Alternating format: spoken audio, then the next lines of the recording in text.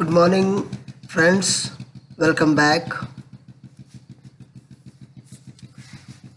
Today I am going to start the new chapter, that is trial balance and rectification of errors of your accountancy book.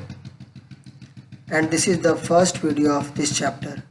In this chapter, we will discuss about the different things about trial balance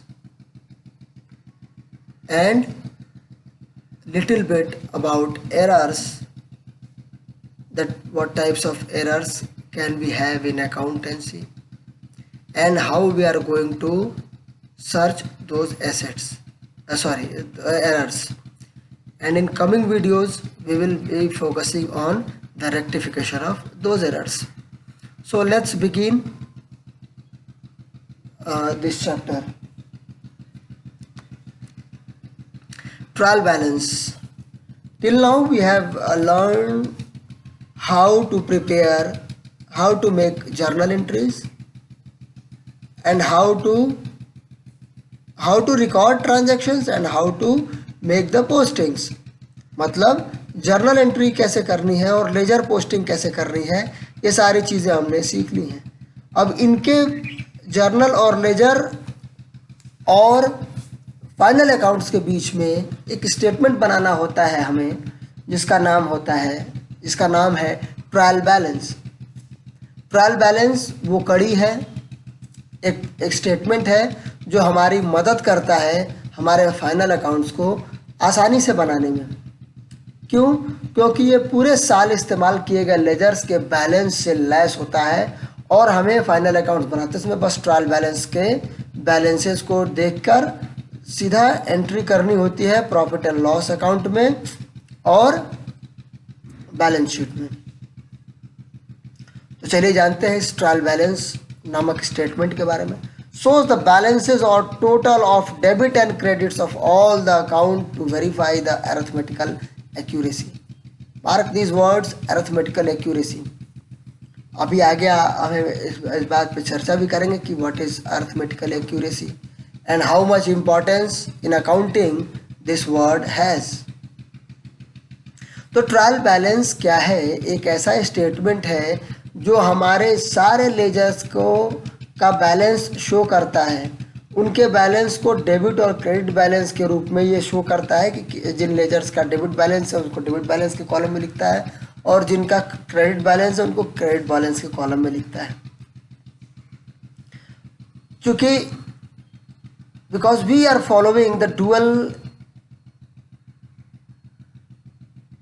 दोहरा लेखा प्रणाली का हम लोग इस्तेमाल कर रहे हैं, जहाँ पे हर ट्रांजैक्शन का एक डेबिट और एक क्रेडिट इम्पैक्ट होता है.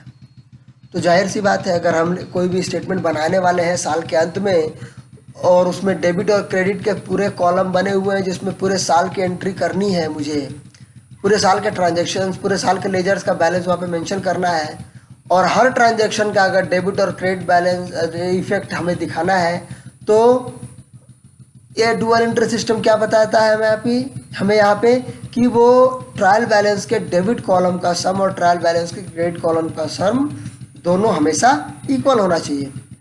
होगा ही होगा. अगर आपके अकाउंटिंग में बिल्कुल कोई फॉल्ट नहीं है तो that will come equal.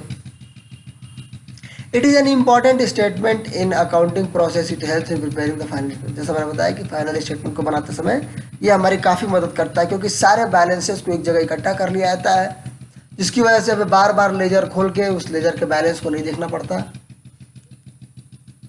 The task of preparing statement is very simple. बहुत ज़्यादा सिंपल होता है इस ट्रायल बैलेंस को बनाना, क्योंकि इसमें हम बस लेजर के बैलेंस को देखते हैं या फिर हम लोग लेजर के टोटल को देखते हैं. दोनों तरीके से ट्रायल बैलेंस बनाया जाता है, लेकिन ज़्यादातर इस्तेमाल बैलेंस वाले का ही होता है, क्योंकि ट्रायल बैलेंस जिसमें हम लोग सम दिखाते हैं उसमें भी एंड ऑफ द डे हमें बैलेंस ही कैलकुलेट करना होता है. The agreement of trial balance is not an absolute proof of accuracy of accounting records. ये लीजिए, तो अगर ट्रायल बैलेंस का अग्रीमेंट का मतलब हुआ ट्रायल बैलेंस का डेबिट साइड और ट्रायल बैलेंस की क्रेडिट साइड दोनों का सम इक्वल होना. दोनों के सम इक्वल होने का मतलब ये बिल्कुल नहीं है कि आप लोग अकाउंटिंग रिकॉर्ड्स जो है हमारे वो अकाउंटिंग प्रिंसिपल्स के हिसाब से एक्यूरेट है, but they are arithmetically accurate, they are arithmetically correct, but according to accounting they may be fall somewhere incorrect। देखते हैं क्यों बनाते हैं ट्रायल बैलेंस। तो हमने देखा कि अरिथमेटिकल एक्यूरेसी को पता चल जाता है हमें, कोई अगर अरिथमेटिकल मिस्टेक हुई है तो हमें पता चल जाएगा। To help in locating errors, गलतियों को ढूंढने के लिए पूरे साल भर हम लोगों ने अकाउंटिंग किया, तो हो सकता है हमारे टोटलिंग ऑफ सब्सिडरी बुक में कुछ प्रॉब्लम आ गई हो, कुछ गलत टोटलिंग हो गई हो।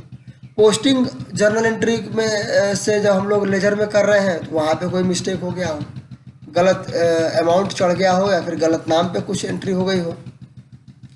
अकाउंट के बैलेंस का जब हम लोग कैलकुलेशन कर रहे हैं वहाँ पे मिस्टेक हो गया हो तो वो पता चल जाएगा हमें। Carrying account balance to trial balance, totalling the trial balance column, trial balance के कॉलम को जोड़ने में कोई मिस्टेक हुई हो तो पता चल जाएगा हमें। तो ट्रायल बैलेंस को बनाने का मकसद ये भी हो सकता है कि हम लोग अरिथमेटिकल एरर्स को ढूंढ सकते हैं वहाँ से। और आखिरी ऑब्जेक्टिव है जिसके बारे में हम लोगों ने चर्चा किया कि हमारे फाइनल स्टेटमेंट्स को बनाने में काफ़ी हेल्प करता है, क्योंकि सारे बैलेंस को एक जगह इकट्ठा कर दिया जाता है। तो किस प्रकार के एरर्स अकाउंटिंग में आ सकते हैं, अब हम लोग ट्रायल बैलेंस के बारे में थोड़ा बहुत जान चुके हैं। अगर आप लोगों ने अभी तक पिछले वीडियोस के अनुसार सम्स भी लगाए हैं मेरे साथ साथ, तो आपको ये चैप्टर समझने में कोई दिक्कत नहीं होने वाली। लेकिन अगर आप लोगों ने नहीं लगाया है सम, तो I am sorry to say that this is not your cup of T,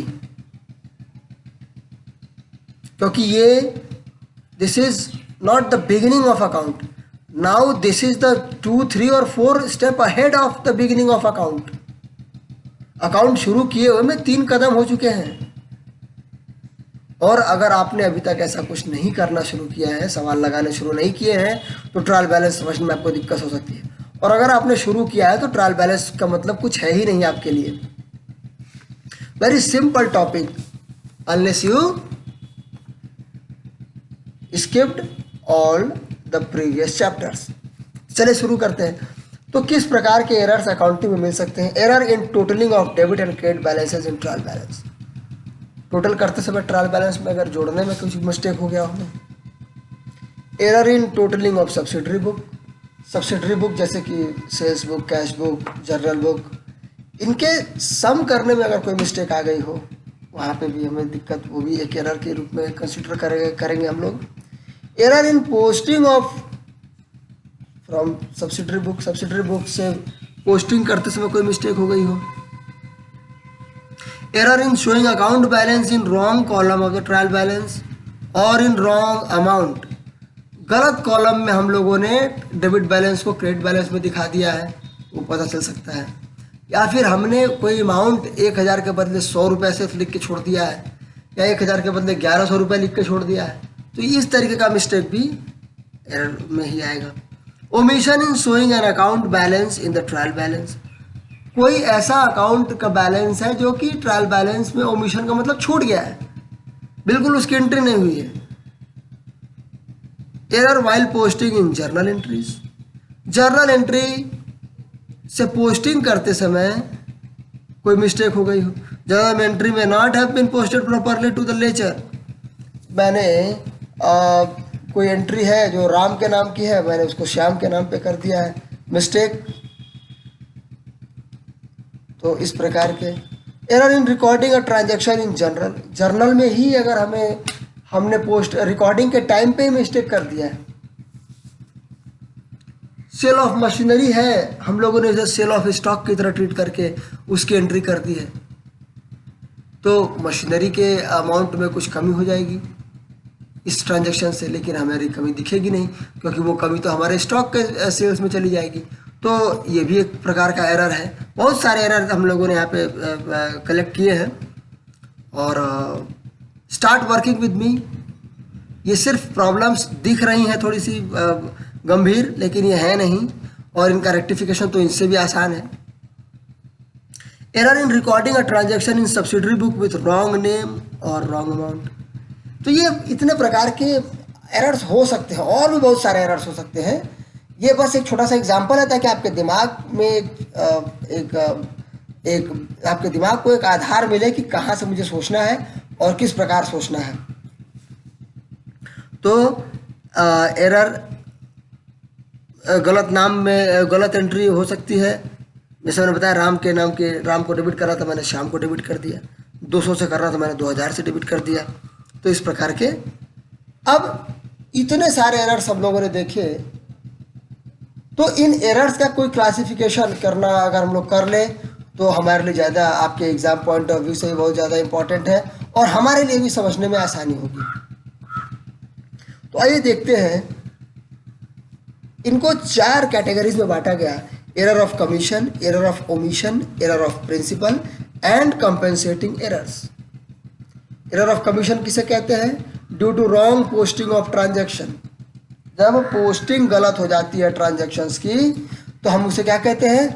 error of commission कहते हैं। Wrong totalling, wrong balancing of the accounts, sum करते समय कोई प्रॉब्लम, मतलब साधारण जितने भी एरर्स होते हैं हम उन्हें एरर्स ऑफ कमीशन कहते हैं।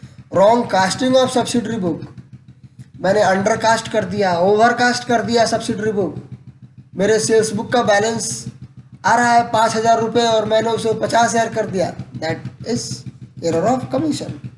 Wrong recording of amount in book of original entry, subsidiary book, these errors may affect the trial balance. और error of commission trial balance को इफेक्ट कर सकता है, मतलब कि ट्रायल बैलेंस के सम को, ट्रायल बैलेंस का जो अग्रीमेंट है डेबिट और क्रेडिट के बीच में, वो शायद अचीव ना हो पाए इन मिस्टेक्स की वजह से। अब बात करते हैं एरर ऑफ ओमिशन। ओमिशन का मतलब जैसा आप लोगों ने बताया कि ओमिशन का मतलब है छूट जाना। तो एरर ऑफ ओमिशन 2 प्रकार के हो सकते हैं। कंप्लीट ओमिशन हो सकता है, पार्शियल ओमिशन हो सकता है। 1000 की पूरी एंट्री छूट गई, या फिर 1000 में मैंने सिर्फ 100 रुपये की एंट्री की, 900 का मेरे से गलती से छूट गया। तो these errors do not affect trial balance. Omission हो गया तो उसका डेबिट, अगर कोई ट्रांजैक्शन ही छूट गया मुझसे तो उस ट्रांजैक्शन का जितना डेबिट कम हो जाए, उसकी वजह से जो डेबिट इफेक्ट कम होने वाला है उतना एक क्रेडिट इफेक्ट भी कम हो जाएगा। तो मेरा ट्रायल बैलेंस का अमाउंट कम हो जाएगा, लेकिन अग्रीमेंट नहीं बिगड़ने वाला। उसका जितना डेबिट कम होगा उतना क्रेडिट कम होगा, इसलिए ट्रायल बैलेंस हमारा मैच कर जाएगा। तो omission is not going to effect the agreement of trial balance. अब बात करते हैं एरर्स ऑफ प्रिंसिपल। हम लोगों ने अकाउंटिंग प्रिंसिपल्स के बारे में बात किया था शुरू के चैप्टर्स में। उन चैप्टर्स में हम लोगों ने अब देखा था कि अकाउंटिंग जो होती है वो कुछ गाइडलाइंस को फॉलो करना पड़ता है अकाउंटिंग करते समय। उनको फॉलो करना अकाउंटिंग को इफेक्टिव बनाने के लिए बहुत ज़्यादा ज़रूरी होता है। अगर कभी हम लोगों ने उन प्रिंसिपल्स का इस्तेमाल करने में कोई मिस्टेक कर दिया तो it will be considered as a error of principle. जैसे it may occur due to incorrect classification of expenditure और receipt between capital and revenue. Capital expense को मैंने रेवेन्यू एक्सपेंस मान लिया, रेवेन्यू इनकम को मैंने कैपिटल इनकम मान लिया। हमारे ट्रायल बैलेंस पे तो कोई इफेक्ट इसका पड़ना नहीं है, लेकिन in long term they are going to create a huge disbalance in our final accounts. This is very important because it will have an impact on financial statement. हमारे सारे कैपिटल एक्सपेंडिचर और revenue expenditure income का जो final effect पड़ता है वो हमारे final statements पे पड़ता है। तो ये हमारे फाइनल स्टेटमेंट्स पे बड़ा इम्पैक्ट डालने वाला है। ये हमारे ट्रायल बैलेंस के एग्रीमेंट को बिल्कुल भी इफेक्ट नहीं करता है। अब आते हैं compensating errors. When 2 or more errors are committed in such a way that the net effect of these errors on the debit or credit account is nil, such errors are called compensating errors. 2 mistake हुए हैं, एक mistake दूसरे mistake के effect को ख़त्म कर दे रहा है। दोनों गलतियां ही हैं, लेकिन एक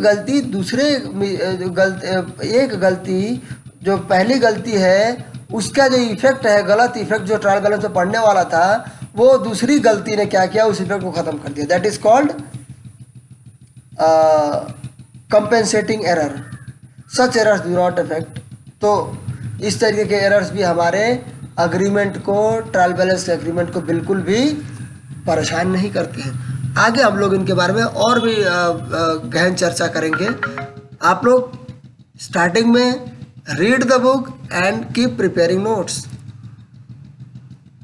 अब एरर्स को ढूंढने के लिए एक नॉर्मल प्रोसेस फॉलो किया जाता है, because it is considered in your book and for your future preparation, for your career perspective I thought this is the important, that's why I considered I included this in my video. Recast the total, 2-3 bar trial balance के balances को calculate कीजिए, आपको हो सकता है कुछ mistakes मिल जाए। Compare the account head title and amount appearing the trial balance with that. अगर कोई मिस्टेक आ रही है, कोई मिसएग्रीमेंट हो रहा है, तो हमें लेजर और ट्रायल बैलेंस की एंट्रीज को मैच करना होगा। ज़रूरत पड़ने पे हमें इस साल के ट्रायल बैलेंस को जो हमने बनाया है अभी, उसको पिछले साल के ट्रायल बैलेंस के साथ भी कंपेयर करना पड़ सकता है। Redo and check the correctness of balances of individual account in ledger. ये तो वो नॉर्मल काम है, नॉर्मल स्टेप्स हैं जो हम लोग कोई भी मिस्टेक होने पे, कोई भी गलती होती है तो हम लोग किस तरीके से उसको दोबारा करके, तिबारा करके, चौथी बार करके उसको ढूंढने की कोशिश करते हैं, वही काम करना है हमें। If the difference between the debit and credit column is divisible by 2। मान लीजिए कि हमारे ट्रायल बैलेंस के डेबिट और क्रेडिट के बीच का जो डिफरेंस आ रहा है, अग्रीमेंट नहीं हो पा रहा है, और वो जो अग्रीमेंट के बीच, दोनों के बीच में जो डिफरेंस है वो हमारे वो 2 से डिविजिबल है, तो क्या होगा? ये पता करने का तरीका है। अगर उसमें डिफरेंस आ रहा है और वो डिफरेंस 2 से डिविजिबल है, तो क्या क्या चीज़ें हो सकती हैं? There is a possibility that an amount equal to 1/2 of the difference may have been posted to the wrong side of another ledger account. जैसे if the total of the debit column of trial balance exceed by 1500, अगर 1500 का difference आ रहा है debit और credit के बीच में, debit ज़्यादा है क्रेडिट से, it is quite possible that a credit item of 750 may have been wrongly posted in the ledger as a debit item. तो ये संभव है कि क्रेडिट साइड में लिखा जाने वाला कोई ऐसा आइटम है 750 रुपये का, जो कि गलती से कहाँ लिख दिया गया है, डेबिट साइड में लिख दिया गया है। तो हम क्या करेंगे, डेबिट साइड में लिखे गए सारे उन आइटम्स के बारे में उनके तहकीकात करेंगे जिनका अमाउंट है 750 रुपये। आगे जाके आपको अभी और क्लियर होंगी चीज़ें जब हम लोग कोई सम करेंगे, और इन चीज़ों को मैं वहाँ पे अप्लाई करके दिखाऊंगा आपको। द डिफरेंस में ऑल्सो, इस तरीके का डिफरेंस एक चीज़ और दिखाता है, complete omission of a posting. Same condition कि 1500 का डिफरेंस आ रहा है डेबिट क्रेडिट में, डेबिट ज़्यादा है 1500 का, इसका मतलब कि कोई ऐसा आइटम है 1500 रुपये का क्रेडिट साइड का आइटम है जो कि कंप्लीटली छूट गया है, तो भी एक कंडीशन आ सकती है। ठीक है, एक और आपको ट्रिक आपकी बुक में बताया गया है, if the difference is a multiple of 9 और डिविजिबल बाय 9। अगर कोई जो डिफरेंस आ रहा है वो 9 से डिवाइड हो जाता है, 9 का मल्टीपल है वो, तो ये क्या हो सकता है, that could be the mistake of transposition of figures. ये ट्रिक्स ऑफ मैथमेटिक्स में हम लोगों ने पढ़ा भी है कि अगर 45 रुपये की जगह पर मैंने 54 रुपये लिख दिया है तो डिफरेंस कितना होगा, 9 रुपया होगा। अगर मैंने 459 की जगह पे 954 लिख दिया है, इसका मतलब इनके बीच का डिफरेंस कितना है। तो अगर ऐसी मिस्टेक की वजह से कोई चीज़ें आने वाली हैं, कोई मिसएग्रीमेंट हो रहा है आपके ट्रायल बैलेंस में, तो वो श्योरली वो डिफरेंस जो है वो 9 से डिविजिबल होगा। तो इस तरीके से हम लोग देख सकते हैं कि अगर वो डिविजिबल है 9 से, तो हो सकता है कि मैंने कोई अमाउंट उल्टा सीधा लिख दिया हो। ठीक है, तो इस तरीके से हम लोग कुछ एरर्स को ढूंढ सकते हैं। Start preparing notes, read the book and very seriously saying आप लोगों ने कोई प्रॉब्लम्स मुझसे पूछी नहीं अभी तक. It seems that you guys are not working really. So please let me know if you guys have any problem, any confusion, and keep giving me feedback. Let me know if I am skipping any topic which you want to be discussed. Let me know. Keep giving me feedback so that I can prepare more good videos. And last but not the least, subscribe, share the channel. For the time being, thank you and all the best.